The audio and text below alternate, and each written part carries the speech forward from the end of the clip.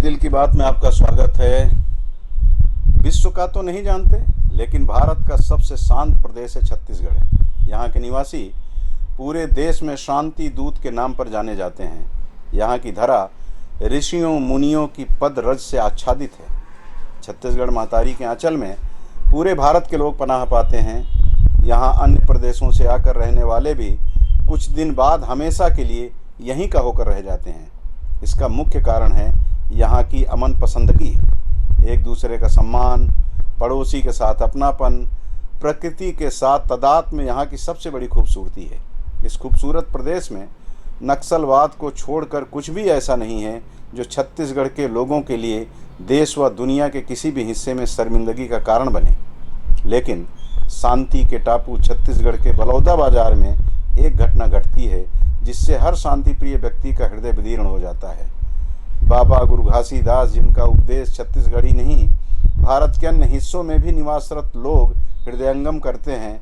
बाबा का मत था कि मनखे मनखे एक समान, यानी मनुष्य के रूप में जन्म लेने वाला हर व्यक्ति एक समान, एक बराबर और ईश्वर का प्रिय है। छत्तीसगढ़ तो बाबा गुरु घासीदास की जन्मभूमि और कर्मभूमि है।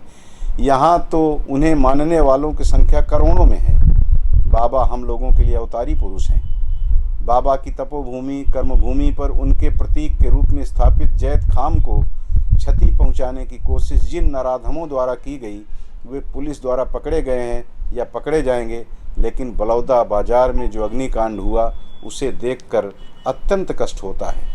जिन लोगों ने यह हरकत की है, संभवतः वे विस्मित कर गए थे कि जिस संपत्ति को वे लोग आग के हवाले कर रहे हैं, वह संपत्ति किसी जाति, धर्म या राजनीति करने वालों की नहीं, बल्कि हमारी अपनी है। इस नुकसान की भरपाई हमें ही करना है।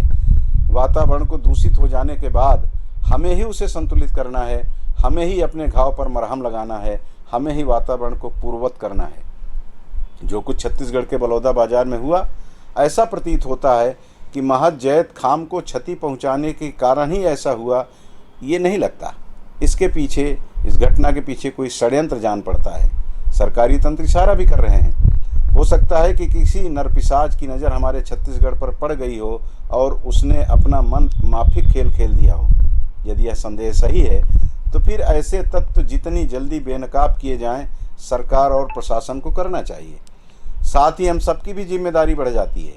इस मामले का राजफाश होने में हमें भी अपनी भूमिका निर्वहित करना चाहिए। कोई भी जानकारी मिले तो उसे प्रशासन तक पहुंचाना हमारा भी धर्म है।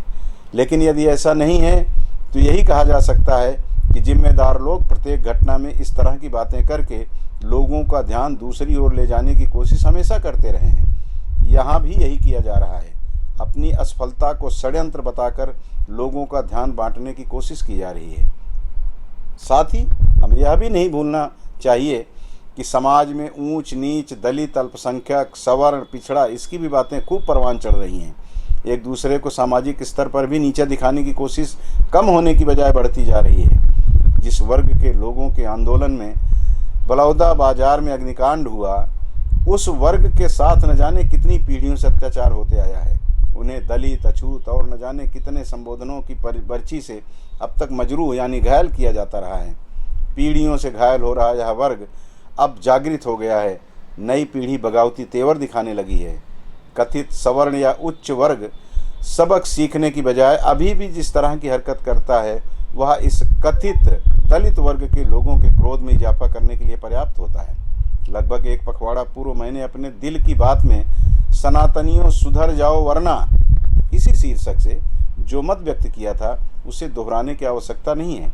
बस इतना ही कहूँगा कि हम सबको सबसे पहले भारतीय बनना होगा, एक दूसरे की आस्था का सम्मान करना होगा, किसी को भी नीच अथवा दलित कहकर अपमानित करने से परहेज करना होगा, सवर्ण अथवा अभिजात्य वर्ग का मानकर उसके साथ बदले के भाव से पेश होने से बचना होगा।